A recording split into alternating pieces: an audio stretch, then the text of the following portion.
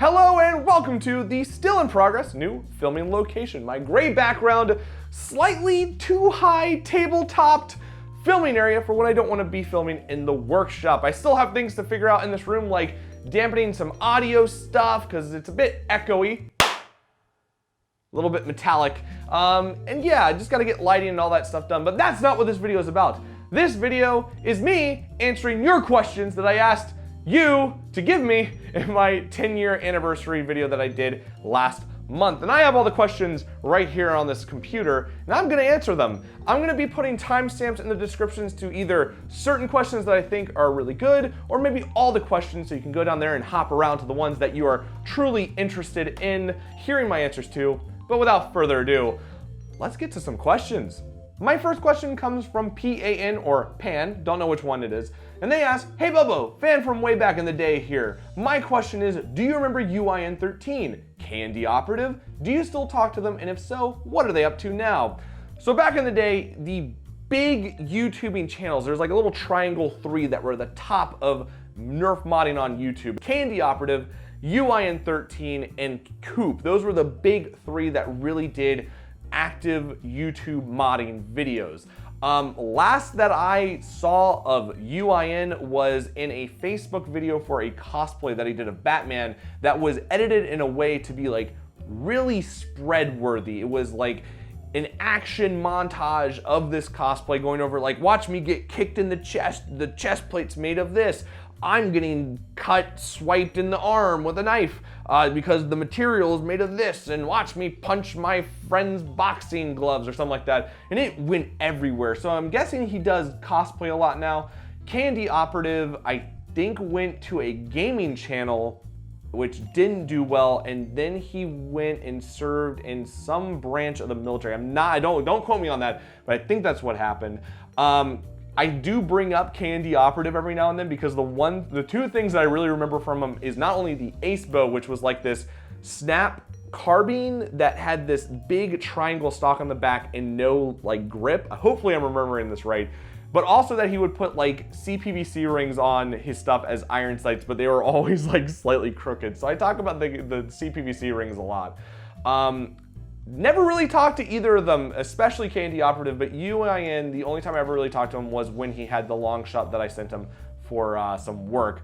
So yeah, that's what those guys are up to now, and Coop is obviously still making Nerf videos. Not a lot of people talk about UIN or Candy Operative anymore, so that's a really good question. My next question comes from Matt, and he asks, "Congratulations on this achievement. What is your favorite soft drink?" And favorites are always really hard to pick. Taking a lot of things you like and trying to condense it down into what really represents this all the best really depends on my mood. So favorites bounce around a lot, especially with like food and drinks.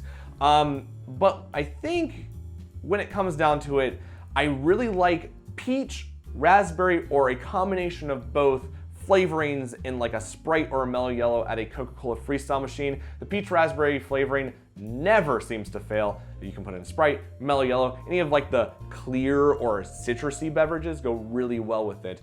I also like the signature drink formula things at the Freestyle machine. So like Moe's Mogarita, really good. But yeah, the favorites always bounce around, but I always go to the peach raspberry flavoring at the Freestyle machine when I really can't decide on something. Never fails.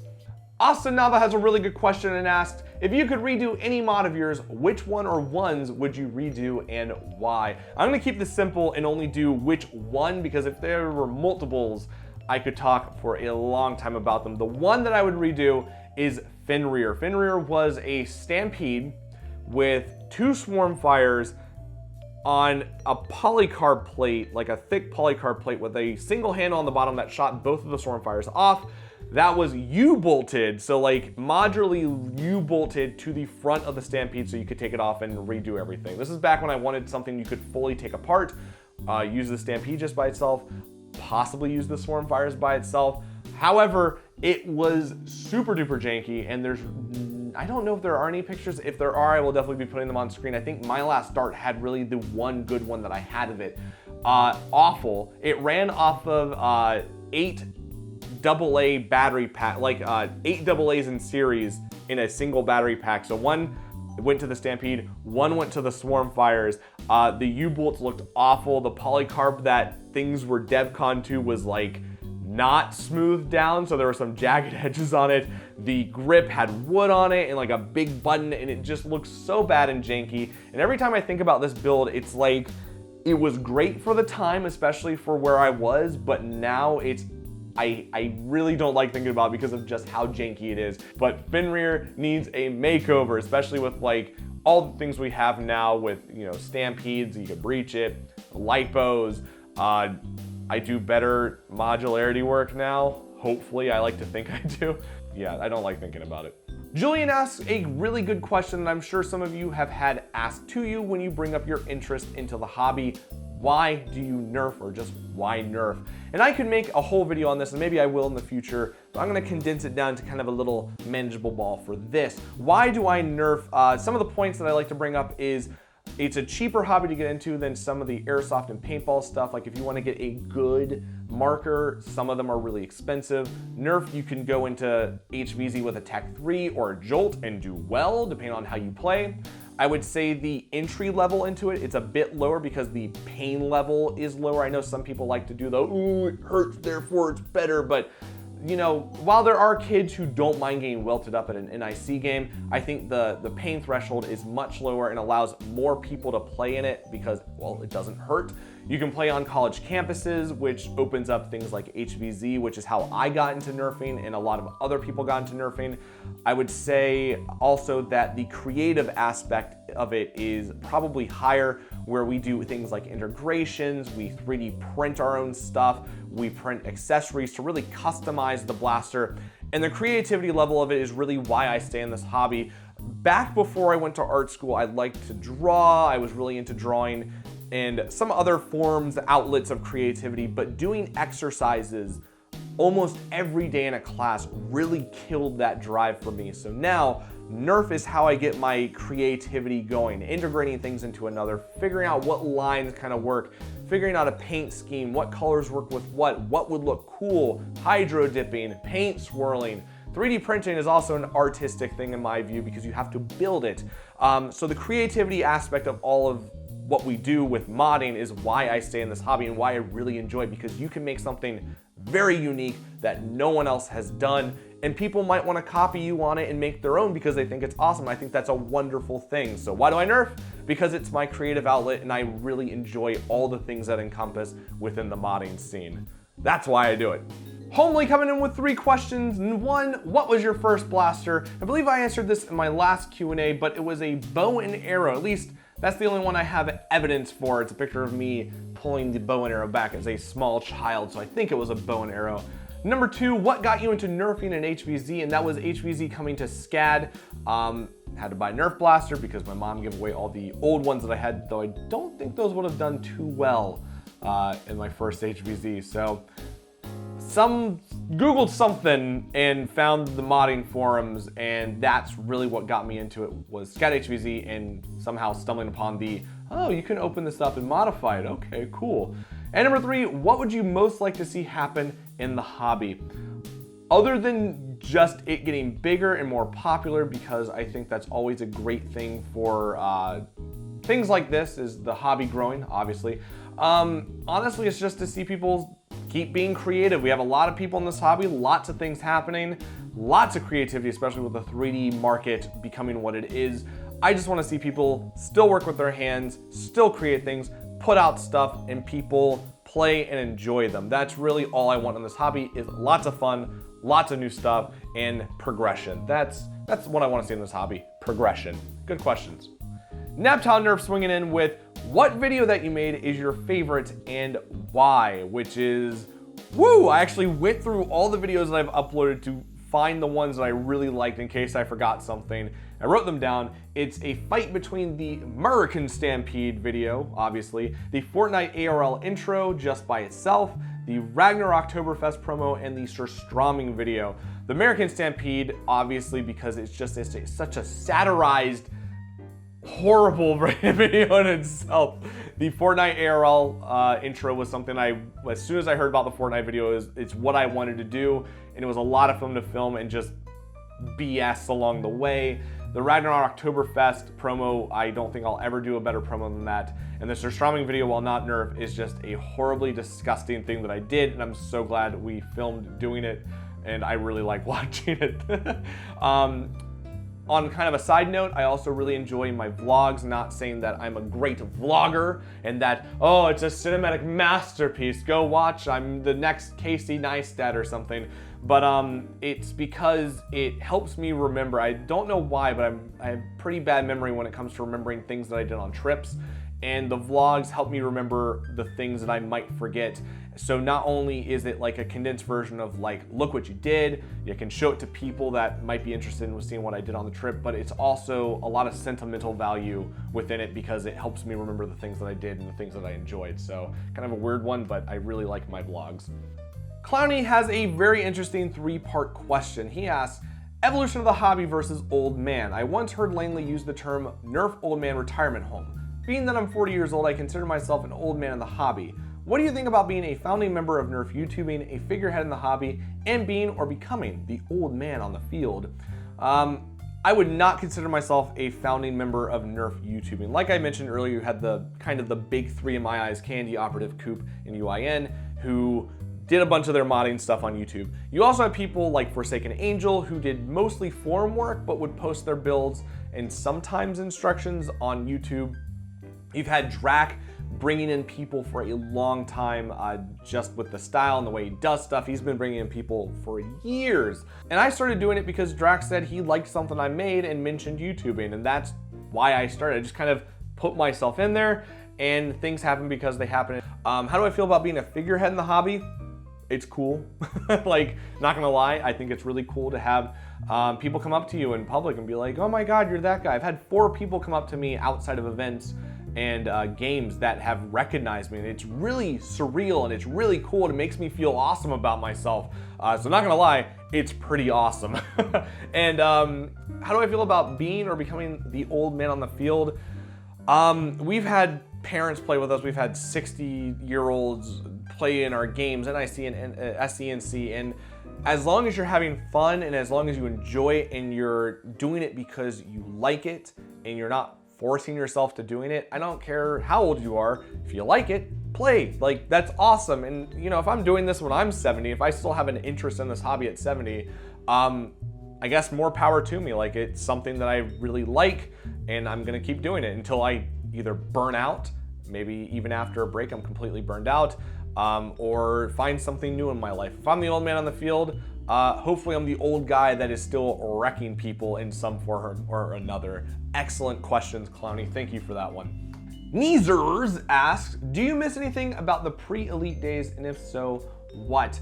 I don't know if this is just kind of my like inner old man rage going like, you doesn't understand what we had to go through back. Anyways, or if I'm just not noticing it as much. But I would say for HVZ, because that's really what I played back in those days, communication with other squads and teams doesn't seem to be as much, or it's all done via like walkie-talkies or something.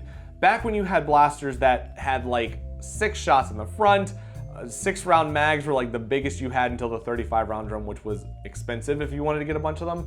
I feel like you had to communicate with other squads and other people about what you wanted to do and how you were going to do it more so than you do now, because you needed the backup and the people to bolster you during those rushes and during the weird corridors that might have zombies lurking in them, or even parking lots, which were a hazard zone. You had to have the group, you had to have the strength, and you had to have the knowledge of what other people were planning on doing, so you didn't just blurt it out loud and have the zombies know everything that you're gonna do. I could be wrong about this, but I feel that strategizing before you go to the mission, like on the edge of the mission area, was higher back then. But that could just be me, and I kind of missed that. I think that's really the big one, is getting into the big group and being like, all right, boys, what are we gonna do? It's like, no, that's a terrible idea. Let's try this, and getting all that stuff down. That's really the one thing I could think of when it came to what do I miss about the PreElite Days for HVZ. Sergeant Sriracha also has 3 questions, with the first being, what is my favorite blaster line?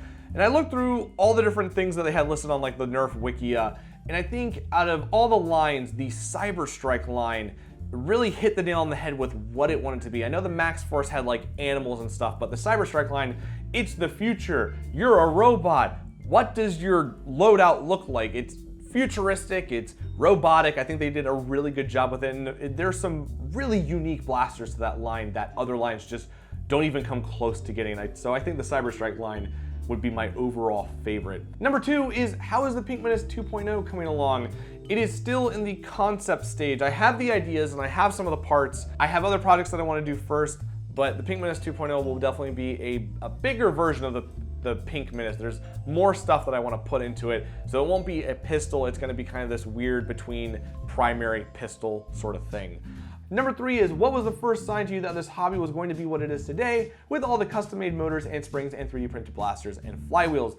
And that would be with Dr. Snickus's metal cage. That was kind of like a big click with me, like, you can do more with this hobby. There's things to do, like increase the, you know, different wheels and metal cages and brass going through, and it was cool. But along with OFP releasing the 3D printed flywheel cages, because the only real experience that I had with 3D printed stuff before that was really with Slidev and some other stuff. And Slidev prints kind of turned me off to 3D printing for a while because they just weren't great parts. But when OFP released the cages, especially with different crushes, that was really cool. That was something I never thought about doing, was putting the flywheel gap closer together. So those two together really opened my eyes to, like, there is a lot more out there. And then when motors came on the market, like, instead of just searching eBay and AliExpress for weird motors, there was a set standard of motors that you could always buy. Was amazing and so different and new, and just really pushed what you could do with this hobby, especially when it came to custom things. That was like the golden age of like the modding revolution, was when all this stuff happened. It was awesome to witness in real time. Alex Sandor asked, of all the blasters you have reviewed, which one is the absolute worst in your opinion? Doominator. Still the Doominator or the Double Dealer, though. It's arguable about which one is worse. I've had a Double Dealer jam itself to the point where putting a ton of weight and strength into the thing didn't deprime it, but the Doominator, I've never seen something get a 3-dart jam into a faux barrel before like the Doominator has. There is something about the Doominator with its price tag, its really uncomfortable ergonomics, and just how bad it is, that comes together into this combination of like, screw this blaster, I wish it was never made. Double Dealer is a very close second for other reasons, but the Doominator, oh, that's number 1 in my book. Awful blaster. Brendan Sawyer asks, what is your proudest blaster build? And that still is Pwn Saw. The American Stampede was cool. Pwn Saw was something that I made in like 2 or 3 months. Lots of work went into it. Ideas that I didn't know if they would be cool or good or would work until they were put into place.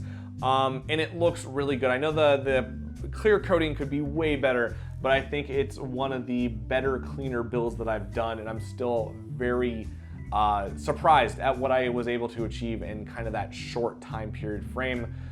Lots of work, and it's still one of my favorite builds that I've ever done. Protomods asks, will you use any rival blasters as a primary or secondary? If yes, which blaster or blasters?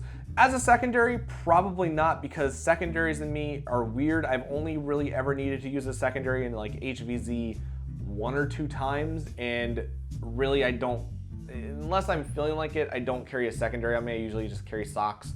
As a primary though, yes, I like to strap myself down with ammo. I like to be the guy with lots of magazines and lots of darts, give them out to people. So something like a Jupiter with a proton pack, totally up my alley, especially after seeing Luke with the double one at End War. That was so cool. Seeing J Nerf with it was awesome. Getting to fight alongside the it was a lot of fun to just see go down. So proton pack and a Jupiter, absolutely. The God Hopper from 3D Printed Solid is just ridiculous, and I would love to have that on me.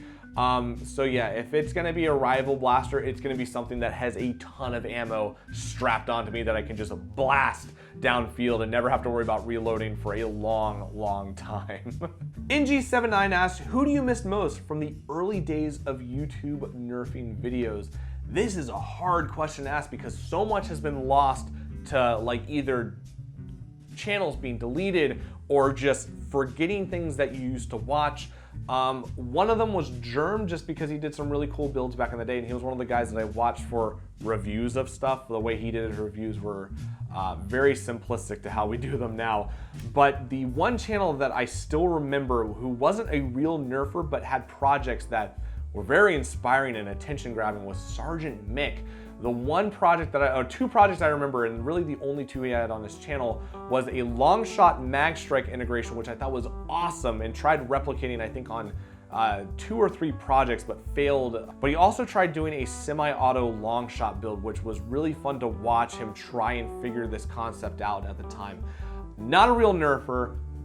Don't know how many people know about him, but Sergeant Mick was someone that I would come back to watch his channel to see updates on his stuff. But then he went to Airsoft and just kind of stopped things mid-go. So Sergeant Mick, if you remember Sergeant Mick, let me know, because I feel like that's such an obscure channel to reference. Sierra No Dubgain, really hope one of those ways is the correct way of saying that, has 2 questions, but I'm gonna skip the first part and go to the second. What is the best way to get into real modding? And that really depends on what you mean by real modding. The easy way is to start simple and work your way up at your own pace and level, like with wiring. Teach yourself how to solder first. Like, start with the basics, teach yourself how to solder. Practice soldering, then find a guide that shows you how to solder up a Strife, the proper way to do it. Battery safety, that's a big one. But I think the best way is to push yourself into uncomfortableness. That's gonna be probably the best way to do it, because you're gonna need to go outside your comfort zone to learn how to do something. And I've seen people stay in one area because maybe lipos scare them, or brass breaches seem really complicated. If you are able to push yourself into a project that might seem a bit intimidating or makes you uneasy, that's where you're gonna learn how to push yourself into more parts of modding and complicated parts of modding and possibly better parts of modding. You have how-to guides to help you. You have people who can answer your questions. So you do have the resources to push yourself, but you're never really gonna find real modding, depending on what your definition is, unless you're willing to get uncomfortable with yourself and what you're doing. Do it safely, do it right, but push yourself into those areas that progress you into further and more interesting parts of this hobby. That's the best way, in my opinion. Rares B has the polarizing question of Raven versus Strife. I'm on Team Strife. The Raven is either a primary or a secondary, or like an in-between, depending on how big you are. I'm a tall dude. To me, the Raven is too short to be a primary and too long to be a secondary. The Strife is just this really nice pistol size. And not only can you build the Strife to be bigger with kits, you can also minimize it a bit smaller if you want. The Raven also has one of the worst trigger pulls I've ever felt in a blaster, and I absolutely hate it. The battery tray area is way too small, and finding a better area, you can do it, but I feel like just using the battery tray area or covering it is just, it's so tiny and I hate it. Yeah, Team Strife all the way. I don't like Ravens, and yeah. Biren Moosley, hopefully I'm saying that one right too, asks, does your name really translate to old man crazy in Philippine?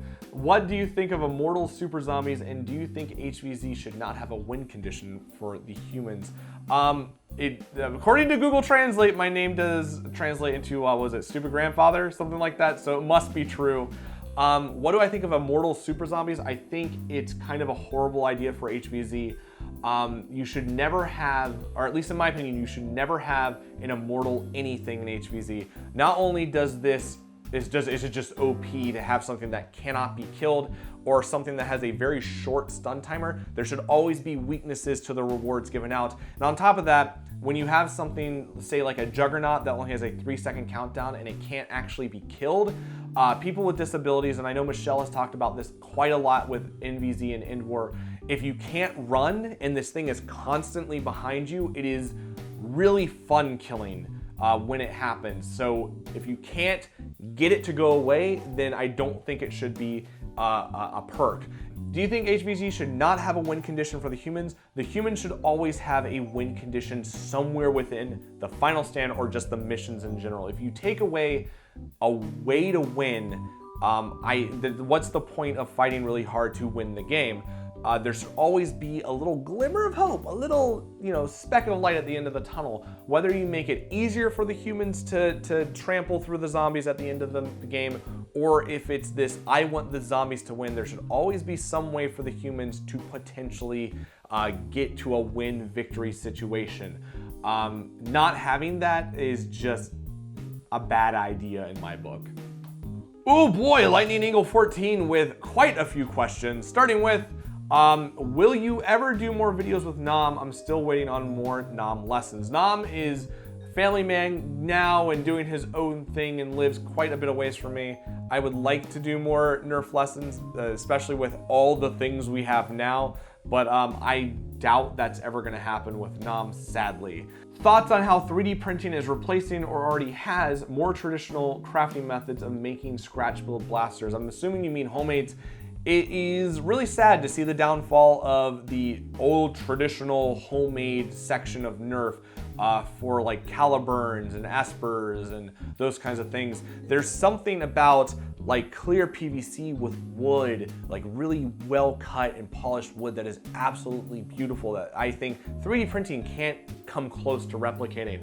I do miss the handmade scratch-built blasters of the NIC compared to the 3D printing ones. Thoughts on how higher capacity blasters like the Stampede and even later like the Nemesis changed to HVZ?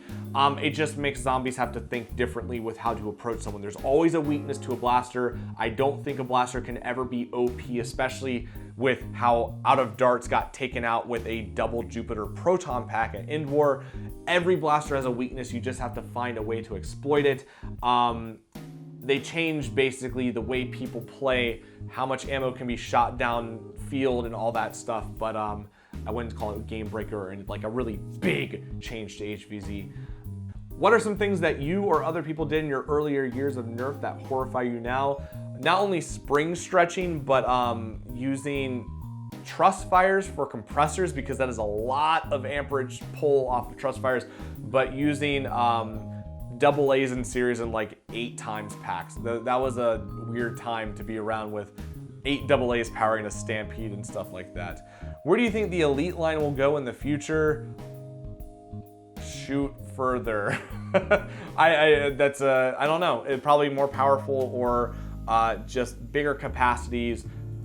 Same old gimmicks from Nerf. I think it's gonna be kind of stagnant, because if they go further with it, then I think they're gonna push a level that they're like kids in safety or something like that. Thoughts on HPA blasters in general? Oh boy, I am so on the fence with HPA. On the one hand, it's really cool to see like metal tanks with Spectre Nerf doing those, which I think is cool. Like, I haven't seen metal tanks since Roboman's metal 2K tanks back in the day, so that's really cool. On the other side, I think it's getting too close to airsoft and paintball, just with the way it works and how you can fire and stuff. That just might be me not liking the technology, but it's like, I think it gets way too close, but at the same time, it's really cool to see HPA blasters. So it's always a constant struggle in my head about whether or not I like them. I like them, but I don't like them. It is the best way to say it, is there's cool aspects of it, but at the same time, it's just like, I don't know. I think it's going too far compared to like where other parts of the hobby are, but that's what people like about it, so yeah. Cascadia Nerf has an excellent question in my opinion, and it is, just curious why you haven't uploaded recorded footage of gameplay onto this channel. Also a little bit about that. What do you think the advent of cams like the GoPro and other action cams have brought to this hobby and community, besides the obvious? Curious on your personal opinion on that. I'm gonna go into first, what do I think like they have brought into the hobby, and really that's just like, you can now see games that you could not attend. Like, it really opens up the first person or blaster perspective of this stuff.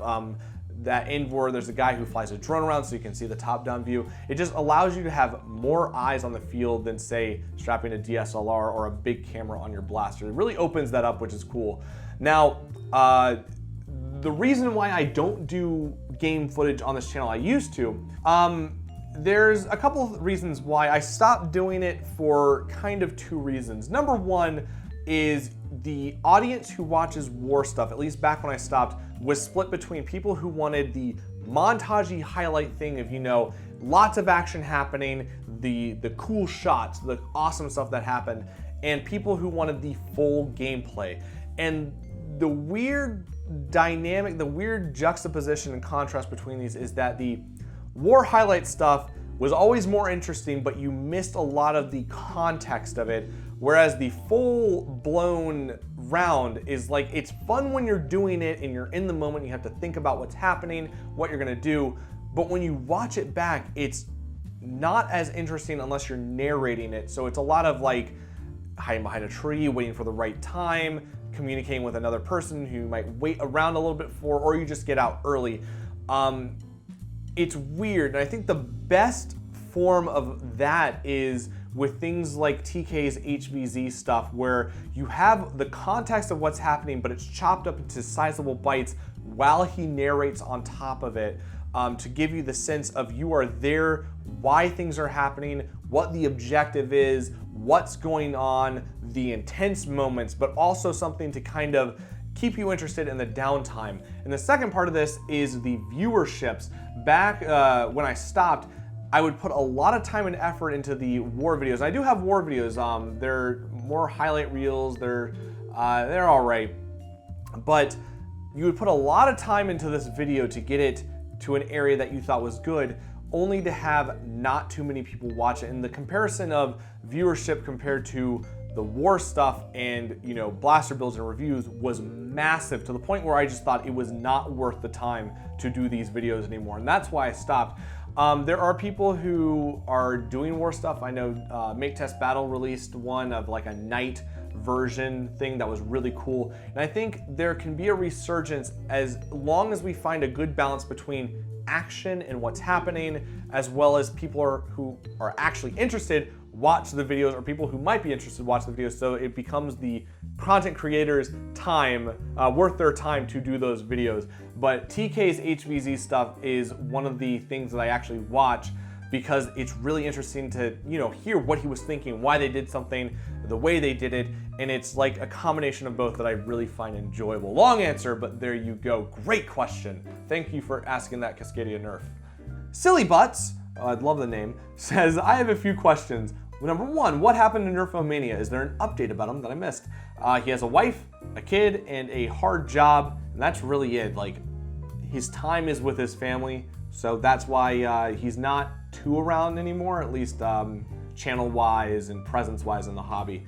Number two, what are your plans for the future? The realistic plans is I want to get consistency down more. I want to up my channel's video quality, and I want to make more builds. I don't make a lot of builds, but I love doing them. It's just the time and effort is sometimes a lot, and there's lots of things going on, like end work coming up, and getting this house put together is really just messing with that.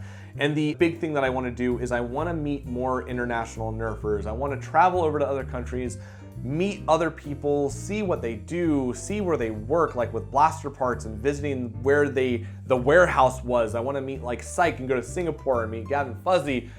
Oh, the fingers crossed on Atani, because that guy's been around for a long time and I know he has a ton of vintage blasters. Go see where Make Test Battle plays, go to New Zealand, go to Canada, go to the UK. Just, I want to travel around and meet as many people that I have either talked to or I've looked up to in this hobby. That's the big, that's the big one. And also connect with more brands. Like go to, you know, get to the point where I can go to Toy Fair every year. It would be awesome, and just connect more people connections. That's the big one. That's the big future plan for this channel. Number three, what is or was your favorite Old Bill Longshot and Nightfinder rifle days? For me, I don't know, but if I could pick someone else's stuff, I would say it's Bolt Sniper's stuff.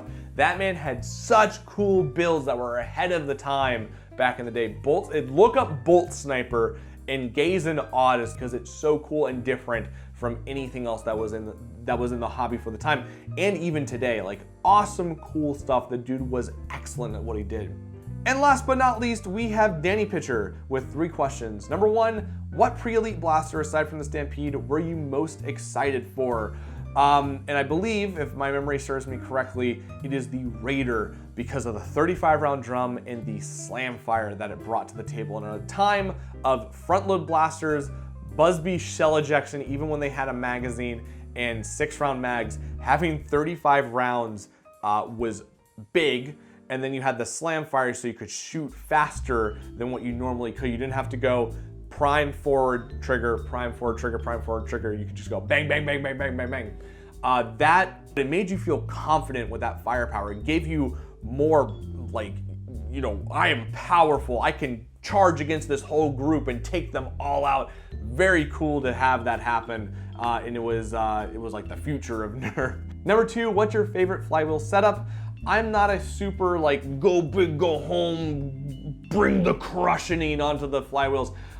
When I think of a build, the first place I start is with a 42mm cage, Containment Crew Cyclones, or even now their new wheels, and something like a Kraken, something with a bit of torque to it. That's kind of where I start things, and then I tweak it based on what I need. If I'm going for rate of fire, I need a torquey motor, maybe bring the gap up a little bit so darts go through it more easily without bogging down the motors. If it's a Strife, I can go higher crush with more torquey motors, or I can leave it at 42 and go for RPM since I'm not gonna be shooting the blaster as fast.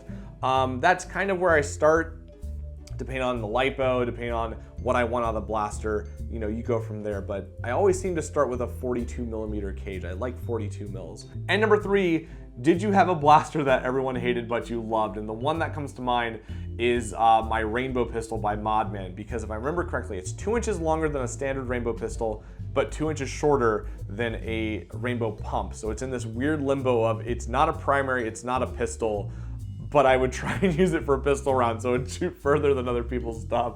And some people absolutely hated that. And you know, I would argue like the Desert Eagle is a big pistol that shoots a big bullet, but it's still a pistol. I think that's really the only blaster I've ever had that had people actually hate it, was the Rainbow Pistol. I love it, and I need to get it restored because the plunger head just shattered on it one day. But yeah, that's the one I think of, and I love that pistol. It's a pistol, I'm calling it a pistol. And that is all the questions that I have for you. Hopefully this video isn't too long. Thank you to everyone who sent in their questions, even if I did not answer them. Thank you to everyone who has been watching and supporting this channel, and to those who support this channel through the Patreon platform. That is right, I have to segue into this. But I'm not just gonna thank the people that I normally thank. I wanna thank every single person who donates to me on Patreon, because while I don't mention some of the lower tier names, I still appreciate everyone who donates through the platform, because you don't have to, and for them to support this channel through this, I really appreciate it. So at the $20 level, we have Cybern Warrior 22 and Ryan Cho. At the $10 tier, we have Tapek, Jorge Verdine, Grihas Gear, Biggs NZ, Ollie No, Scott Tomlin, and Foam Blast. At the $5 level, we have Colin Blank, Simon Hansen, Thomas Corbett, Evan Williams. At the $2 tier, we have Homely, and at the $1 plus, we have Beret, Bauer, Gurgley, and Benjamin Burge. Thank you so much to all these people for donating through the Patreon platform. Link in the description if you are interested in joining them. And a big thank you to all the people who have been supporting me through these 10 years of Nerf modding. And let's hope there is another 10, another 20, another 30, another infinite amount of fun that we can have with this hobby. Thank you all for watching this video. Thank you for supporting the channel. Thank you for all your love and support. I really appreciate it. Hope you enjoyed. And as always, stay with me. Have a great day wherever you are.